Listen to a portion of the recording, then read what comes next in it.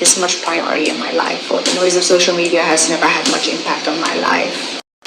This teacher from Dhaka University, who is also studying at Oxford, this is his third marriage. মেয়ের শুরুতে যে বিয়ে নিয়ে এত পরিমাণে উচ্ছ্বাস আনন্দ, রাত গড়াতে না গড়াতে বাসর রাতে সুন্দর এই মুহূর্তে কেন তা ঝগড়ায় রূপান্তরিত হলো?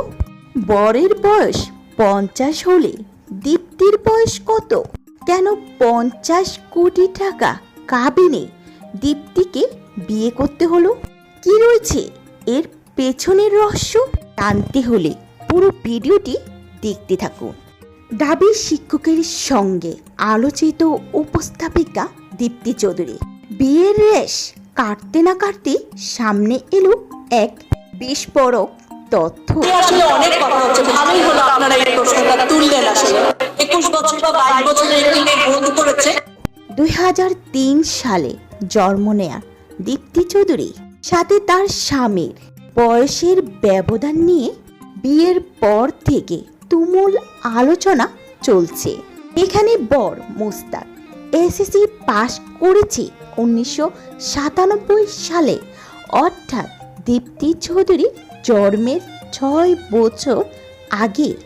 বিয়ের পর বয়স নিয়ে সামাজিক যোগাযোগ মাধ্যমে ব্যাপক ট্রলিং চলছে। এদিকে ছাত্রদলে যুগ্ম সাধারণ সম্পাদক নুরুজ্জামান চন্দন তিনি তার পোস্টে খোঁচা মেরে দীপ্তিকে বলেছেন, এ বিয়ে সমাজে প্রচলিত অনেক ধারণা ও সমীকরণকে নতুন করে সামনে এনেছে। তিনি আরও একটু খোঁচা মেরে বলেন, তিনি প্রশ্ন তোলেন, কোন ক্ষেত্রে বয়স বেশি গুরুত্বপূর্ণ, রাজনৈতিক জীবনে নাকি ব্যক্তিগত জীবনে?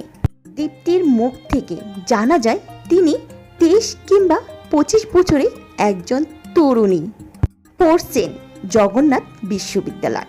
তার লেখাপড়ার পাঠ কিন্তু এখনো শেষ হয়নি।